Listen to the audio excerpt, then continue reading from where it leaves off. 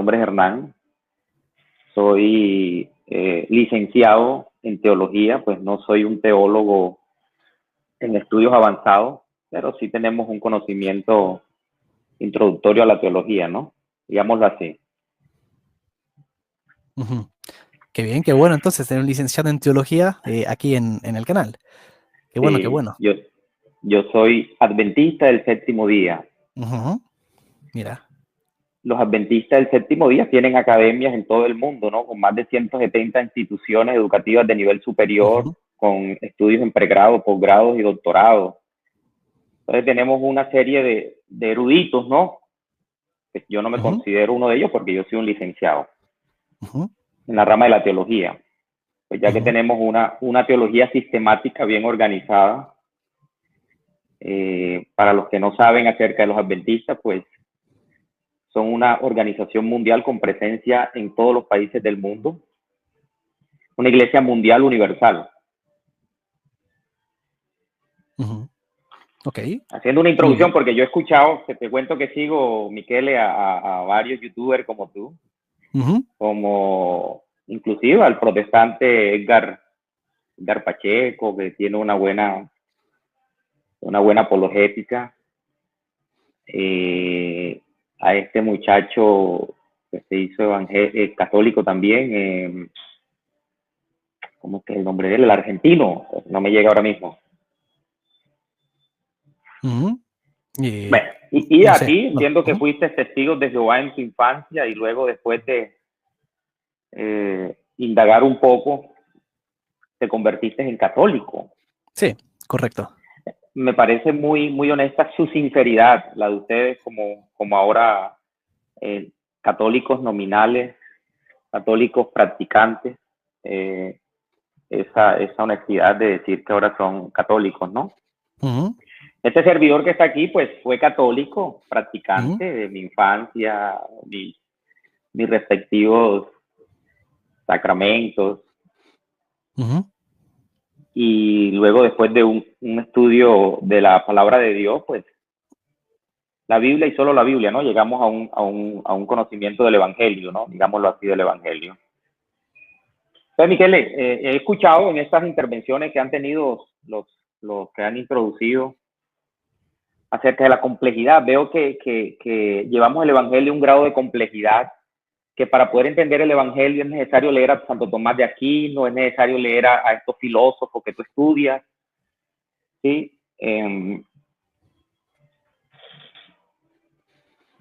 Es, es necesario todo esto, porque ahorita hablabas de construcción, que uno como teólogo debe construir sobre otros pensadores, ¿no? Porque la Biblia es clara cuando dice que nuestro fundamento, nuestra construcción debe ser sobre los apóstoles, los profetas, siendo Cristo la principal piedra del ángulo, ¿no? La Ujú. Biblia a mí no me da autorización de que para poder entender el Evangelio debo construir sobre Santo Tomás de Aquino o otros pensadores, sino que mi fuente primaria, digamos lo única, suficiente, debe ser la Escritura. Edificar sobre el fundamento de los apóstoles y sobre los profetas. ¿Tú me podrías explicar el Evangelio si yo fuera un ignorante de las Escrituras o del Evangelio, si yo fuera un inconverso, una persona que va perdida por el mundo en sus delitos y pecados? ¿Tú me podrías explicar el Evangelio, darme a conocer el Evangelio en 5 minutos a mí? Y no solo a mí, sino también a todos tus suscriptores que tienes ahí. Eh, Utilizando Ujú. solo la Biblia, ¿no? Sí, solo la Biblia. Claro, por supuesto. Primero, me gustaría decir que si alguien llegase a decir que para poder entender la Biblia en un grado mínimo, por lo tanto que sea aceptable, ¿no? Que sea suficiente, eh, sin tener que acudir, por ejemplo, a Santo Tomás de Aquino, estaría cometiendo un error, estaría diciendo algo, estaría diciendo una falsedad, porque no es necesario en absoluto tener que acudir, por ejemplo, a Santo Tomás de Aquino para poder entender la Sagrada Escritura en un grado mínimo al menos, ¿no? En uno que no sea suficiente como tal para poder entender aquello que nos permite el poder digamos, tratar de entender cuál es el propósito de Dios para con el hombre. Entonces, eso es un error. Ahora, lo que En cambio, sí sería bueno hacer es acudir a Santo Tomás para poder profundizar. Si se quiere profundizar, si se quiere llegar a un nivel verdaderamente, digamos, elevado de comprensión, entonces ahí sí hay que acudir a los santos, a Santo Tomás y a cualquier otro santo también, porque es por la ciencia de los santos, decimos al menos los católicos, es por la ciencia de los santos que vamos a entender mejor la ciencia de Dios. Porque si no, de otro modo, si no fuera por ellos, que estuvieron de algún modo más pegados a Dios, participaron más de Él, entonces pues sería un tanto difícil para los demás el poder entender profundamente los misterios divinos, los misterios de la ciencia divina. Eso por un lado. Por otro lado, o sea, evangelio, digamos, básico, dicho de un modo sencillo, de modo que cualquiera lo pueda entender, ¿no? Obviamente cualquiera que esté en capacidades para poder entender. Por ejemplo, a un niño de 2 años, de 3 años, alguien con a lo mejor alguna discapacidad, obviamente ya sería un tanto distinta la cosa y habría que tratarlo desde otra perspectiva. Pero para una persona común, evangelio, que viene del griego evangelion, que significa buena noticia. ¿Buena noticia de qué? Bueno, buena noticia que viene después de una mala noticia. La mala noticia es que, lamentablemente, en virtud del pecado que hemos recibido de nuestros primeros padres, pues estamos separados de Dios, estamos separados de Él en el sentido de que carecemos de la gracia que necesitamos para poder tener comunión con Él eternamente. De suyo que esto nos pone en una posición de enemistad con Dios y por nuestras acciones deberíamos, digamos, ser juzgados y obviamente la sentencia sería negativa, lo cual implicaría, por lo tanto, la reprobación por parte de Dios, conocida también como el castigo del infierno. Y esto sería eternamente. Pero la buena noticia, precisamente, nos viene a traer un mensaje esperanzador, un mensaje que se fundamenta en el amor de Dios, que termina diciendo, ¿no? Se traduce de este modo. Dios amó tanto al mundo que mandó a su Hijo unigénito para que todo aquel que cree en Él no se pierda, sino que tenga vida eterna. Es decir, Dios mismo, en la segunda persona, bueno, no vamos a entrar mejor en la Trinidad porque sería algo ya más complejo, entonces Dios mismo se encarna, Jesucristo viene a pagar por nosotros, toma nuestro lugar, literalmente toma nuestro lugar en la cruz por amor a nosotros. Y finalmente resucita al tercer día. Esto implica que si nosotros depositamos nuestra fe en Él, cosa que podemos hacer por la gracia que Dios nos da, que nos conduce a depositar esta fe en Él, entonces esto nos permite dar ese primer paso que necesitamos para poder reconciliarnos con Dios. A través de la fe es que la persona puede recibir la justicia de Dios. Fe que Dios infunde en la persona cuando justamente toma la decisión de permitir que la gracia de Dios pueda realizarse en su vida. Esto lleva a la persona a acercarse a Dios, a querer reconciliarse con Dios, o mejor dicho, a dar una respuesta a un primer paso que Dios ya hizo, a la iniciativa, esa iniciativa que Dios ya había tomado para con nosotros, para poder ser salvos, como decíamos, de este castigo que sería justo, que sería precisamente en virtud de nuestros deméritos, ¿no? Y por la gracia de Dios podemos, por lo tanto, recibir después, además de la fe, esperanza y caridad, las cuales nos sirven justamente para poder conducirnos hacia Él, amarlo a Él y amar a las personas por amor a Él. En esto consiste el mensaje del Evangelio, digamos así dicho, de modo muy, muy sencillo. Ok. ¿Cuándo entró en vigencia ese Evangelio? Las buenas noticias, ¿cuándo entraron en vigencia? Tú has mencionado que el Evangelio sí, no entiendo muy bien la pregunta.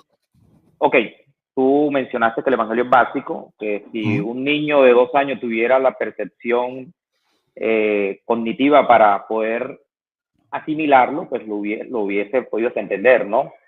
Es básico, el Evangelio es básico, que hasta un niño que tenga cierto grado de connoción ya, sus percepciones ya cognitivas sí, abiertas, ya con 4, 5, 6 años entender más o menos lo entendería. completamente, ¿no? A tal grado que se hace tan sencillo que cualquier persona lo podría entender.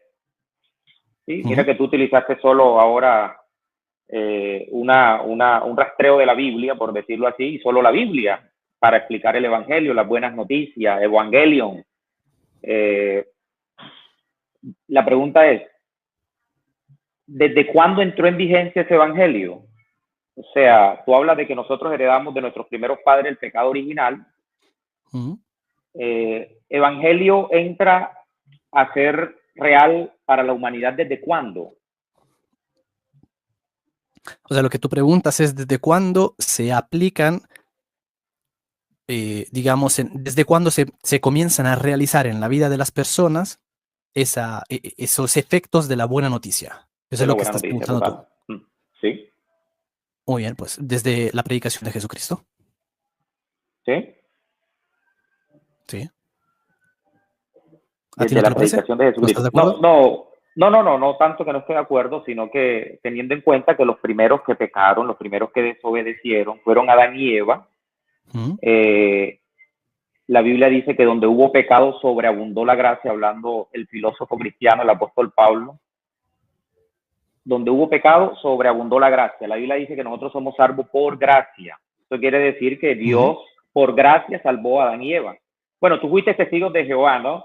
No sé si tengas noción de que los testigos de Jehová dicen de que Adán y Eva se perdieron porque ellos fueron los originadores del pecado, ¿no? Sí. Pues yo creo que discrepamos de esto, porque si Adán y Eva se perdieron, pues se perdió toda la humanidad también, porque Dios aplicó la gracia a ellos recibieron la gracia, y por ende, pues gracias a la fe que ellos abrazaron en el jardín del Edén, pues ellos hacen parte de los héroes de la fe de Hebreos 11, ¿no?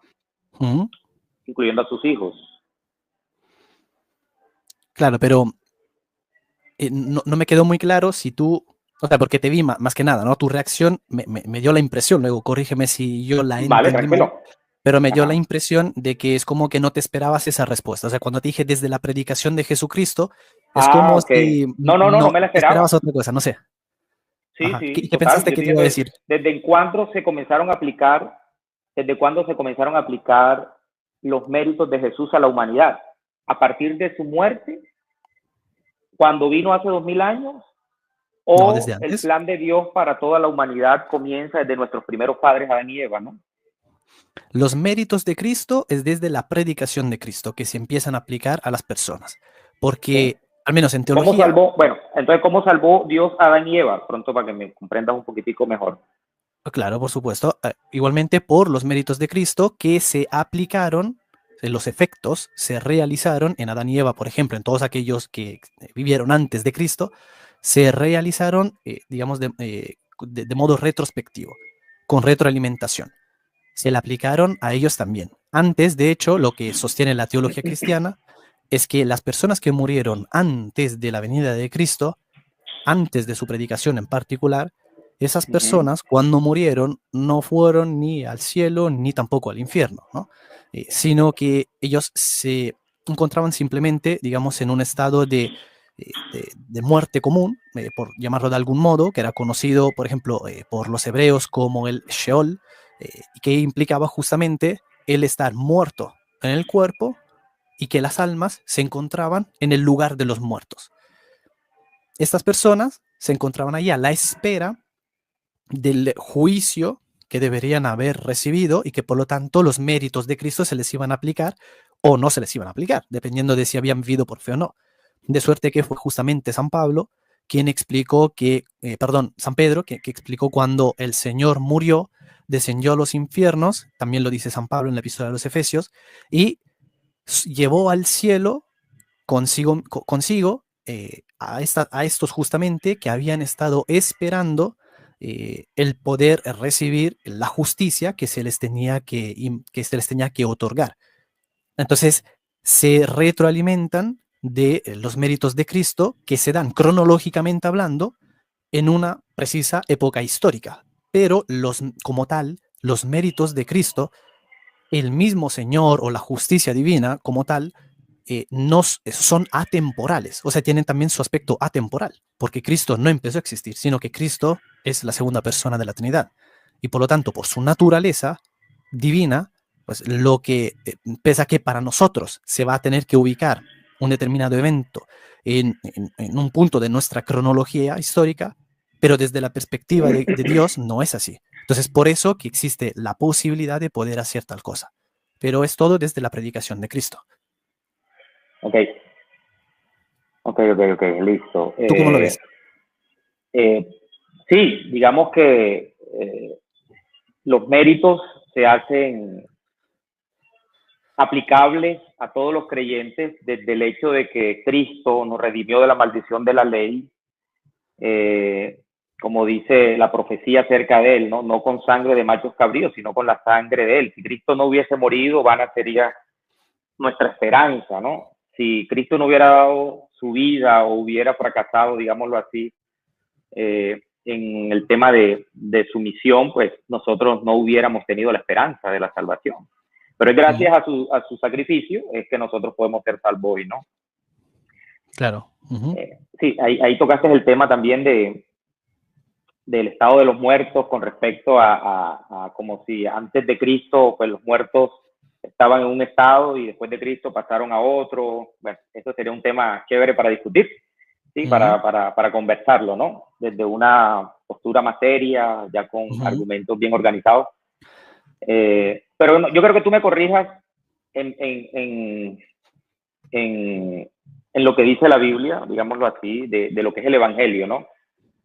Ya que fuiste testigos de Jehová, me parece muy interesante porque, como te digo, los testigos de Jehová, no sé si tú todavía lo sigues abrazando, creen de que Adán y Eva se perdieron por el pecado original y de que sus hijos, por ejemplo, Abel, fue recibido por Dios, lo que vemos en Génesis capítulo 4, ¿no? Donde dice la palabra de Dios de que a Dios le pareció agradable el sacrificio de Abel y rechazó el sacrificio de Caín. Y bueno, yo escucho a muchos y a varios con respecto a este punto en particular, de que, es que Dios rechazó a Caín porque Caín era malo, pero si yo miro la Biblia, su contexto, ahí mismo, yo no encuentro de que la Biblia diga de que Caín era malo, de que tenía un corazón, bueno, aparte de lo que dice Hebreos 11, de que por sus pensamientos, Caín sencillamente fue rechazado por Dios porque él no ejerció fe en el Cordero de Dios, cosa que sí hizo Abel, al presentar a Dios lo que Dios pidió para perdón de pecados, que fue un cordero, ese cordero que simbolizaba a Jesús, el Cordero de Dios que quita el pecado del mundo. Vemos en un Abel rebelde que de salida lo que hace es rechazar el plan que Dios escogió para salvar a la humanidad. Así que él no ejerció fe en el Cordero, que fue inmolado, como dice Apocalipsis 13:8, que fue inmolado desde antes de la fundación del mundo para perdón de pecados. Entonces, la gente entra a especular con respecto, desconociendo el contexto general de las Escrituras, ¿no? Desde Génesis hasta Apocalipsis, Dios introduce al Cordero.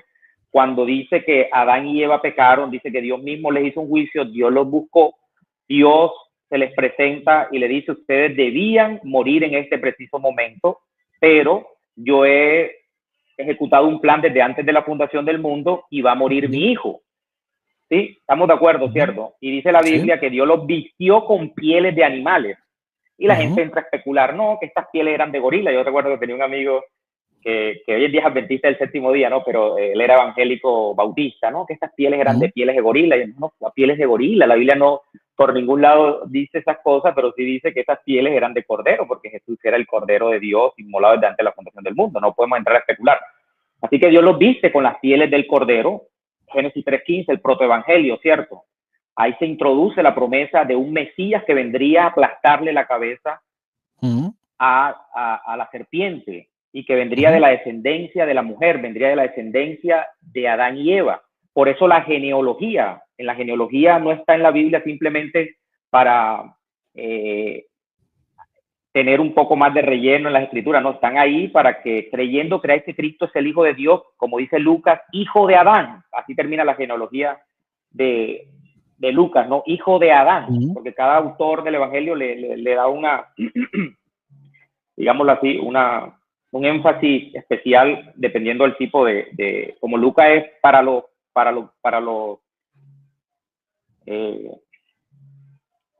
no judíos, pues él nos lleva allá, al principio, a Adán, ¿cierto? Porque ahí entra el protoevangelio, ¿no?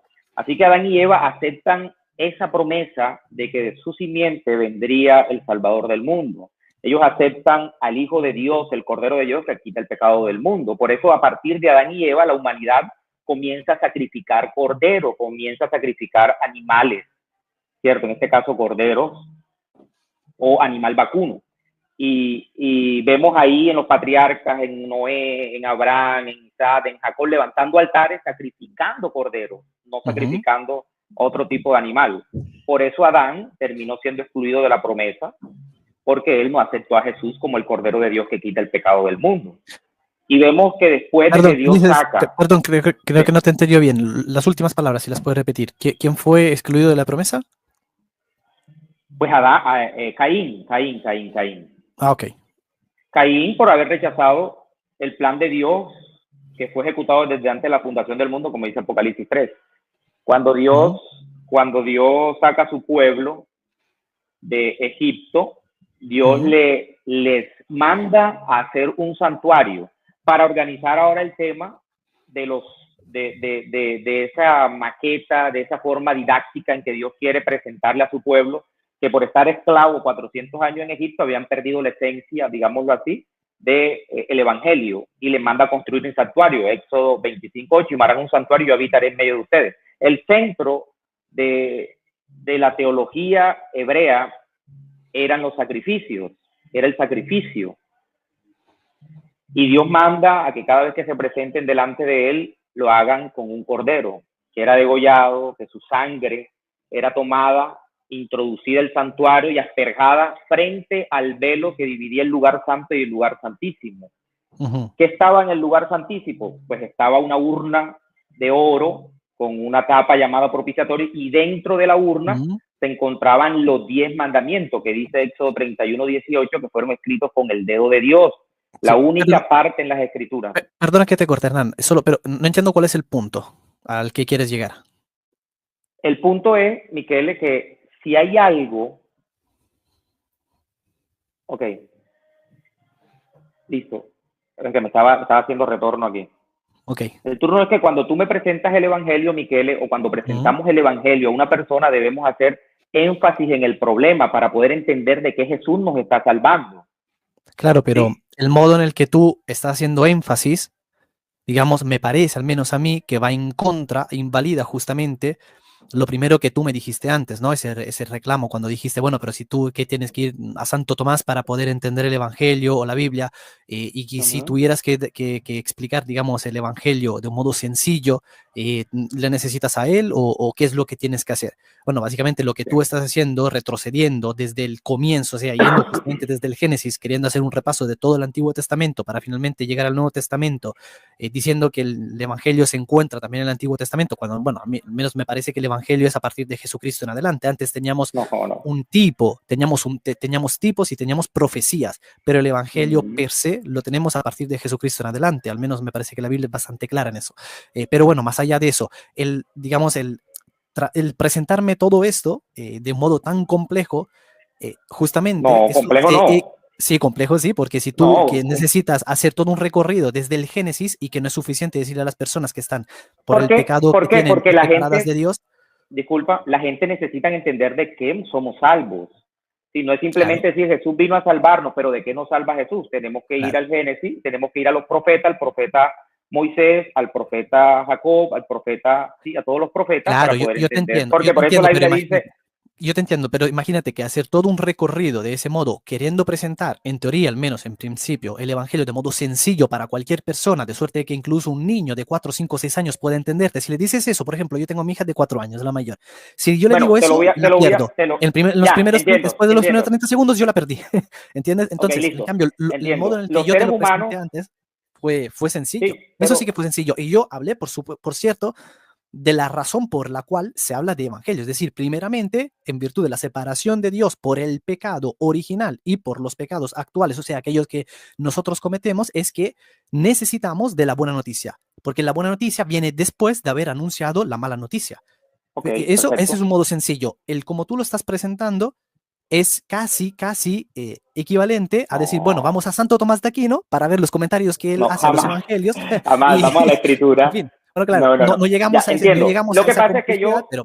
pero espera, perdón una cosa, es que lo Ajá. que tú estás haciendo es ponerte al nivel de otro maestro, o sea, Santo Tomás de Aquino, cuando habla del Evangelio y lo expone de manera muy compleja, lo expone en cuanto maestro. Tú no es que estás yendo a la Escritura como tal, sino que tú te estás poniendo como maestro, como intérprete de la Escritura, y estás tratando de trazar una cosa, porque ir a la Escritura significa, mira, abre la Biblia, mira, por ejemplo, tomo esta que tengo aquí atrás, te doy la Biblia y te digo, mira, a ver, ahora lee lo que te dice la escritura. Eso es ir a la escritura y que la escritura hable y que la escritura le comunique la información a la persona. Lo que tú estás haciendo ahora es, de nuevo, equivalente a lo que hace, por ejemplo, Santo Tomás de Aquino cuando comenta la escritura. Solo que tú lo estás haciendo con tus palabras, lo estás haciendo en virtud de los estudios que tú has, que tú has llevado a cabo, de todas las nociones y el saber que has adquirido por tu licenciatura, pero tú te estás poniendo como maestro. Tú no es que dices, No, no, vamos a no. la escritura. Pero la escritura significa, mira, me das la escritura, yo te doy la escritura a ti y tú la lees. Y ahí estás haciendo la escritura. Pero si no, lo que tú estás haciendo ahora es lo mismo que lo que hace Santo Tomás de Aquino. Haces un comentario de la escritura y me dices a mí lo que según tú está diciendo la escritura. Ok, ok. Discrepo porque lo que yo traté de introducir es para los que estamos aquí, que ya de pronto tenemos un poquitico aquí. Yo sé que no hay un niño de 7 años escuchando este especial de 31 de diciembre. Es que el Evangelio nació en la mente de Dios antes de crear al hombre.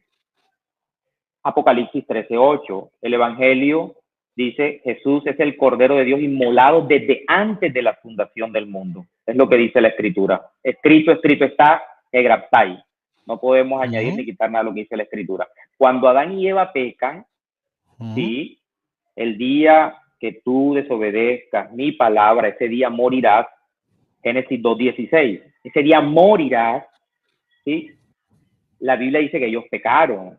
Génesis 3, versículo 1 al 4, la serpiente, el animal más astuto que Jehová Dios había creado, dijo a la mujer, con que Dios ha dicho que no comáis del árbol del huerto.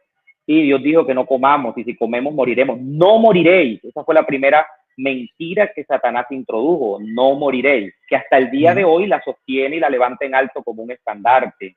Porque todo el mundo dice que la gente muere pero sigue viva. Eso es una cosa contradictoria. Bueno, tú fuiste testigo de Jehová y tienes una noción más cercana a lo que dice la Escritura. Pero tristemente, pues, has abrazado una filosofía no basada en las Escrituras, sino en Santo Tomás, en los filósofos y en... No, estoy totalmente en desacuerdo contigo y es falso lo que Listo. estás diciendo. Vale, Pero entonces, a lo que quería aterrizarte era lo siguiente. El problema, el meollo de este conflicto cósmico entre Cristo y Satanás es la desobediencia, es buscar entronizarse por encima de Dios. Eso es lo que dice Ezequiel 28, ¿cierto? Pretende ser igual a Dios. Y como tal, Satanás se rebela contra el gobierno de Dios, que es eterno. El monarca del universo tiene un orden que estableció para el bienestar y el amor de sus criaturas, incluyéndonos a nosotros. Satanás fue el primer pecador, como dijo Jesucristo, porque él peca desde el principio. O sea, si él peca fue porque él fue el primero que se rebeló contra la santa ley e inmutable de Dios. Y vino y estableció esa rebelión aquí con nuestros primeros padres. La Biblia dice que la paga del pecado es la muerte. O sea, todos aquellos que nos hemos rebelado, que hemos pecado, hemos transgredido la santa ley de Dios, que es inmutable, que es el transunto de su carácter, que es la esencia de su ser, porque es justa, santa y buena. El meollo de todo esto es que nosotros hemos pecado contra Dios, nos hemos rebelado contra su gobierno, contra su santa ley, la cual Satanás dice que hasta el día de hoy no hay que obedecerla, que esa ley era para los judíos, que esa ley no nos sirve, etcétera, ¿no? Entonces, el meollo de todo esto es el pecado, y la Biblia dice en primera de Juan 3:4 que el pecado es la desobediencia de la ley. ¿Cuál ley? Pues la ley de los sacrificios no, porque esa ley quedó abolida, dice Pablo. Esa ley era típica de lo que Jesús iba a venir a hacer por nosotros. Y cuando ya Jesús vino, esa ley queda abolida, pero la ley de los 10 mandamientos, que es la ley moral, no puede quedar abolida, porque esa ley es eterna, dice la Escritura en el Salmo 19, y dice Pablo que ella nos muestra a nosotros qué es lo que es pecado y lo que Dios aborrece, lo que Dios dice que es amor, lo que Dios dice que es justo, santo y bueno, ¿sí? Pero lo único que busca Satanás es que nosotros desobedezcamos en un punto, porque si dice Jesús, si tú desobedeces en un punto, te haces culpable de todos los puntos, ¿sí? Ese es el problema, que nosotros podamos llevar a la gente a que conozca la ley de Dios, a que se mire en ella, como dice Santiago capítulo 1:10, y al mirarse en ella diga, oye, yo estoy desobedeciendo el séptimo mandamiento porque soy un adúltero. La ley me dice, yo te mato, y la ley me mata porque la ley me juzga y me hace transgresor. Es ahí donde yo necesito reconocer mi necesidad de un Salvador. Y ese Salvador fue Jesús, quien vino a vivir una vida de obediencia, perfecta obediencia, como dice Hebreos 4, ¿cierto? Fue tentado en todo, pero sin pecado, porque Pablo señala de que todos hemos pecado, todos estamos destituidos de la gloria de Dios. Y como todos somos pecadores, necesitamos un Salvador perfecto que no cometió pecado, que llevó sobre sí el peso de la condenación de la ley, de la ira de Dios, para que todo aquel que en él crea no muera, sino que tenga la vida eterna. Estas son las buenas noticias. De lo que Dios prometió a Adán y Eva, lo cumplió con Jesús. En lo que estaba típicamente profetizado en el santuario, ¿sí? Y en Jesús se hace una realidad. Así que todo el que cree en Jesús como su Salvador y lo acepta, lo abraza, ahora es contado como justo, como si no hubiera cometido pecado. Pero ese mismo Jesús que me salva, me saca del hoyo, del agotamiento, de la carga que llevaba, me dice, bueno, yo te salvo, pero no peques más. O sea, no sigas transgrediendo mi ley, no sigas en desobediencia al mandamiento, ¿sí? Eso es el Evangelio, buenas noticias. Evangelion, buenas noticias. Somos salvos de la transgresión, de la ira de Dios por desobedecer su ley eterna. Pero hoy, si tú bien sabes, Miquel, encontramos una sociedad que le ha dado la espalda a Dios, que rechaza su ley, adulterio, asesinato, idolatría, no obedecen el día de reposo de Jehová, deshonran a sus padres. Ese es el meollo. ¿Y qué dice Satanás? Tú lo has escuchado porque tú fuiste testigo y también eres católico y dices, no, ya la ley no hay que cumplirla, esta ley está abolida. Pero ¿cuál ley? Estamos malinterpretando el filósofo que dice San Pedro, capítulo 3, versículo 3, de que el apóstol Pablo nos habló de la salvación, pero tristemente los indoctos e inconstantes tuercen para su propia perdición. Todo el meollo y el conflicto se encuentra en que la gente tergiversa los textos de San Pablo cuando dice que la ley está abolida. Bueno, San Pablo habla de la ley de la muerte, de la ley moral, de la ley ritual, y tenemos que contextualizarlo, ¿no? Porque tú sabes bien que los judíos habían hecho de la obediencia los méritos para ser salvo. Por eso vino Jesús a darle como un aclaramiento, ¿no? Digámoslo así, a ellos, una interpretación correcta de lo que él le había dejado, porque habían inclusive tomado los mandamientos de Dios y le habían puesto tradición que Dios nunca dijo que debían guardarse ni que debían hacerse, ¿no? En la simplicidad de sus mandamientos, porque los mandamientos de Dios no necesitan interpretación filosófica ni interpretación tomista para decir no matarás, no matarás, no matarás. Jesús sí le abrió a sus oyentes en el Sermón del Monte la esencia, que es el amor, ¿sí? Que ellos habían olvidado la esencia, la justicia y el amor por irse detrás de la letra a querer guardar los mandamientos por su propia fuerza, ¿no? Entonces, esa misma ley no podemos decir que está abolida, que está a un lado, porque el único que está interesado en destronar la ley de Dios y su evangelio es Satanás. En cambio, imagínate, Miquel, donde toda una sociedad guardara los 10 mandamientos de Dios. Primero que todo, no hubiera división entre doctrina cristiana. Todos adoráramos al Dios de la creación. Pero bueno, tristemente hay una mente maestra que detrás de todo esto que nos quiere llevar a la desobediencia, porque el mismo Jesús en San Mateo capítulo 5 dijo que cualquiera que desobedece un punto, una tilde, se hace pequeño en el reino de los cielos. Y el líder de la iglesia de Judea, Santiago, el hermano de Jesús, dijo que cualquiera que quebranta uno se hace culpable de todo, hablándonos de los 10 mandamientos, porque yo creo que tú eres una persona que ha leído toda la escritura, está hablando de los 10 mandamientos, porque ahí mismo dijo, el que dijo que no cometa adulterio, también dijo no mate. Ahora bien, si tú no cometes adulterio, pero matas, te has hecho transgresor de la ley. Santiago capítulo 2. Entonces, el evangelio es llevar a la gente a conocer su realidad espiritual, de que están muertos para Dios, de que están separados de Dios por la condición del pecado, y presentarle a Jesús, el único que nos limpia de esa mancha que se llama pecado. El único, ¿sí? Es el único que nos quiere llevar a una condición de restauración, de amor, de unidad, como lo fue en el principio, para luego prepararnos para ir a la eternidad con Cristo Jesús. Se me ocurren mil cosas para decirte ahora, muchas preguntas para hacerte, pero hay una para dirigirnos hacia el final, que ya dentro de poco tengo que partir, tengo que terminar el programa. Hay una pregunta que me gustaría hacerte. ¿Cuál es ¿cuál es la razón? O sea, ¿por qué? ¿No? Imagino que no será solo uno, ¿no? Sino que serán muchos, pero bueno, digamos, como un porqué total, ¿no? Sí. Te fuiste del catolicismo para ir al adventismo. Ok, bueno, hubo una negación completa de Dios por mi estructura mental, comenzó a racionalizar las cosas. Bueno, en mi etapa de adolescencia me aparté totalmente de la doctrina, de la creencia de Dios, a tal punto que llegué a serme como tú, un ateo. Eh, Luego hubo ese vacío existencial en mi vida que me llevó a querer comprender la realidad de que algo existía, de que algo tenía que ser la verdad, de que algo en medio de todo este mundo de confusión espiritual, de filosofías y todo, tiene que haber una verdad porque no hay verdad eh, imparcial, sino verdad absoluta. Yo quería saber cuál era esa verdad. Yo quería saber si Dios realmente era real, si todas estas cosas que se hablan y se susurran era verdad. Y fue ahí cuando comencé a estudiar la Biblia, visité una iglesia evangélica, visité por aquí, pero eso me traía más preguntas que respuestas. Y estaba estudiando la Biblia, entendiendo un poco de todo esto que hemos conversado, y pues llegué a tropezarme con un cliente mío en aquel entonces, Ujú.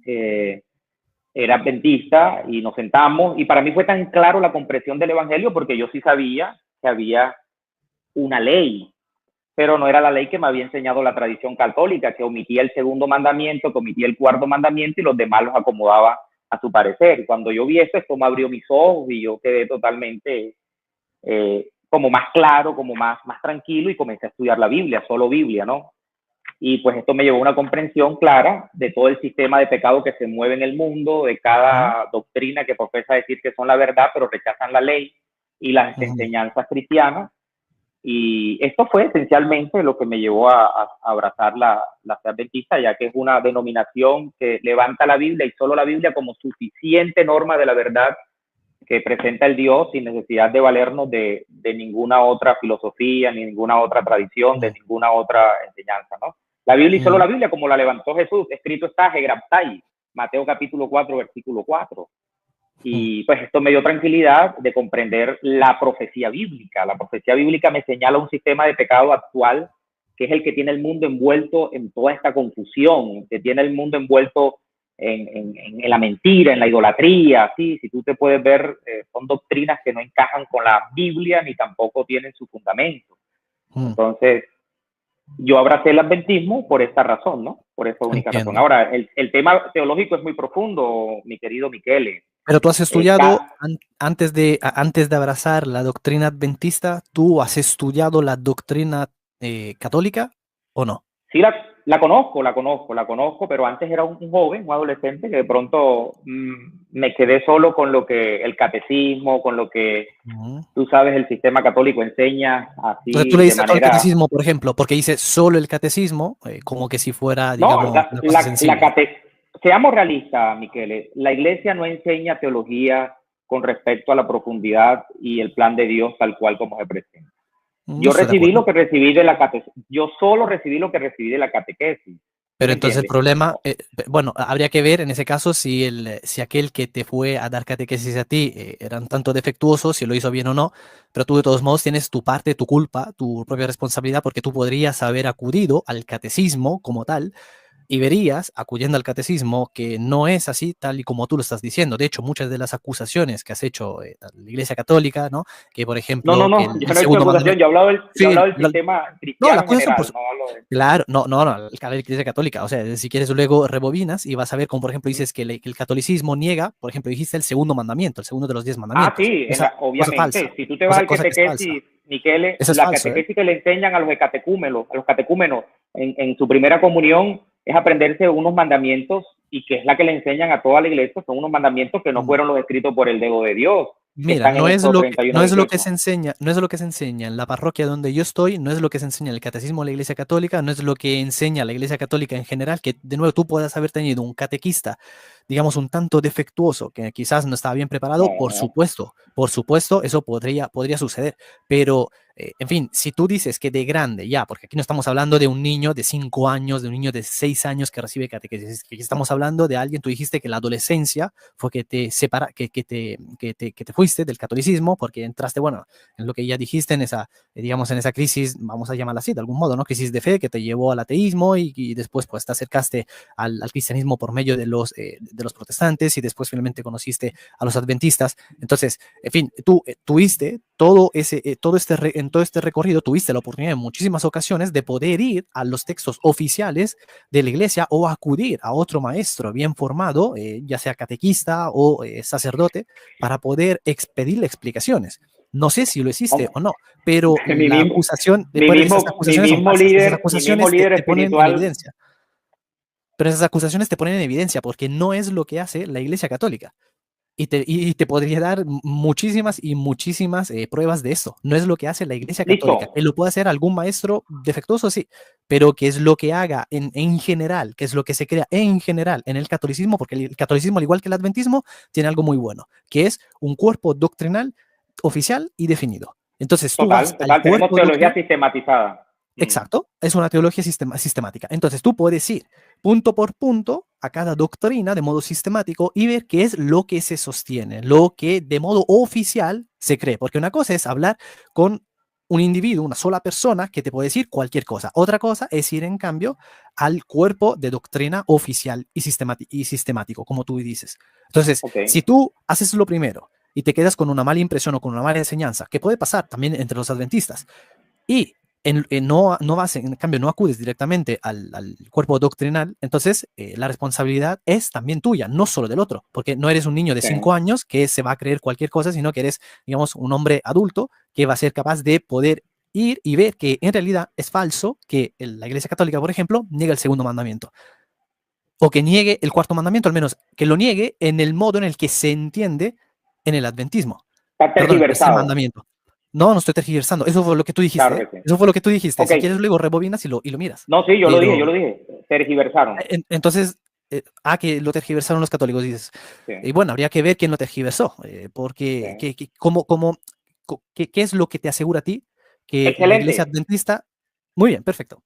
No, lo que te Eh, digo es que la teología es tan profunda, desde la rama histórica, hermenéutica, qué pero sé dices yo, tantas excelente para cosas. pararme y luego sigues. O sea, como dices No te, excelente, como diciendo, no vamos a seguir más, me interrumpes en el desarrollo, sí, yo he sí, estado yo callado creo, todo el tiempo, y luego, pero, o sea, en fin, una no, cosa es porque que tú digas me tengo que excelente ir, como, Miquel, pero entonces, ¿por qué para luego concluir. empiezas con otro desarrollo? Ah, ok, No, perfecto, adelante, lo que tú entonces. dices en el tema excelente, que hay que mirarlo, quién fue el que lo tergiversó, porque obviamente de pronto conversar esto aquí en esta forma como lo estamos haciendo, amena, respetuosa, que no hemos hablado más nada sino del Evangelio, tal cual lo presenta la Escritura. Hay muchas aristas, ¿no? Hay muchas aristas. Y lo triste es que el mundo cristiano en general dicen que sus denominaciones son las verdaderas y se van por las aristas, ¿no? Porque yo digo que el nombre de Jehová es Jehová, no porque yo digo que el nombre de Jesús es Jesús, no porque tú no te pones falda, no porque tú eso. Pero el meollo de todo esto es el pecado, la transgresión de la ley de Dios, de lo que vino Jesús a salvarnos, ¿no? Ahora, si discutimos, digámoslo así, de manera respetuosa, como lo hemos venido haciendo, de manera organizada, el tema, que a mí me gustaría, porque yo le he escrito a esta gente, me han contestado hasta grotescamente diciéndome, este es mi canal, que no, me han dicho cosas, ¿no? Todo esto que te he mencionado, inclusive, y nunca me Ujú, han dado la oportunidad, porque llevan supuestos observadores del sábado que no son adventistas y hablan del sábado y hablan de la ley y hablan del evangelio, pero nunca han escuchado a un miembro de pronto que tenga cierto conocimiento de las escrituras y de la ujú, doctrina sistematizada de la iglesia como para discutirlo de manera chévere, ¿no? De manera ujú. organizada. Entonces, pues, ya que te tengo a ti presente, sería chévere para tu audiencia, para los que nos escuchan, poder conversar acerca de eso, ¿no? Si es el problema el sábado, como lo han enfrentado muchos alrededor del mundo, pues sería conversar de la historicidad del sábado como tal, o de la ley de Dios, o del evangelio, o del estado de los muertos. Nosotros tenemos sistematizadas las 28 creencias que la Biblia presenta como bíblica Ujú. y sería chévere. Y a todos los oyentes, pues a cualquiera de ellos que tenga alguna duda, porque siempre en estos espacios llevan gente para darle golpe y ellos mismos argumentar acerca de la verdad tal cual la presenta en la Biblia como la presentan los adventistas del séptimo día. Pero nunca le dan el espacio a un adventista. Miren, el señor Luis Toro, me imagino que lo conoces, ¿no? Le hicimos la invitación formal para que fuera a nuestros canales a sentarse a conversar, pero nunca dio respuesta, nunca, porque lo que hace es tergiversar hermenéuticamente hablando los textos bíblicos, una cosa espantosa, hay que tener tan... Y nunca han escuchado a un adventista acerca de todos estos temas que son muy profundos, ¿no? En cualquiera de ellos que escojamos. Entonces, viene el 2025, profe Michele, no sé si te interese poder compartir un tema teológico, Sí, bíblico. Claro, quizás podemos organizarnos. Te pido que me contactes, por favor, por privado. Mira, te voy a dejar aquí en el chat privado mi email, ¿ok? Te lo voy a poner ahí. Quizás no, sería chévere. Ojalá y puedas comprometerte aquí con toda esta gente y que podamos tener una conversación ajustada a las escrituras, inclusive a la historiosidad de la Biblia para que la gente, pues, mira, nosotros los adventistas somos una iglesia universal, una iglesia que tiene presencia en todos los países. Somos más de 20 millones. Sí, en todos los países no creo, pero sí, que sean universal en otro Bueno, en los sentido. únicos países que no tenemos presencia física es en los países, obviamente, que tenemos problemas con el proselitismo, con los países árabes y musulmanes, ¿no? Ya, Pero del resto, ahí en pues, cambio sí la sí. Iglesia Católica está. Pero mira, si quieres te he puesto aquí en el chat privado, lo tienes ahí en la pestaña al lado, está ahí mi email. Si quieres escríbeme para que podamos coordinarnos y más que nada organizarnos con respecto a un tema, ¿no? Un día, un horario, porque obviamente entiendo que hay Perfecto. una buena diferencia de horaria, entonces claro, tendríamos que organizarnos en ese sentido. Pero sí, claro, estaría muy bien poder tratar un tema. Y nada, y ahí lo vamos viendo, nos vamos Sí, organizando, ¿parece? Muy perfecto, bien, perfecto, mi perfecto. hermano. Perfecto. Por eso te decía que, pues, también aquí en mi horario, pues, yo necesito conectarme también. Por eso Claro, por sería supuesto, bueno conversarlo de manera bien organizada, ¿no? Bien estructurada. por supuesto. Pues nada, entonces te mando un saludo, feliz año nuevo y que Dios te bendiga, hermano. Amén. Saludos. Igualmente, Miquel, a ti y a toda tu familia y que la senda de los justos siga llevándote el conocimiento de la verdad, ¿no? Que así sea. Pues nada, te mando un saludo entonces. Chao, chao. Vale, mi hermano. Bendiciones a todos tus suscriptores. Un abracito. Bendiciones para todos.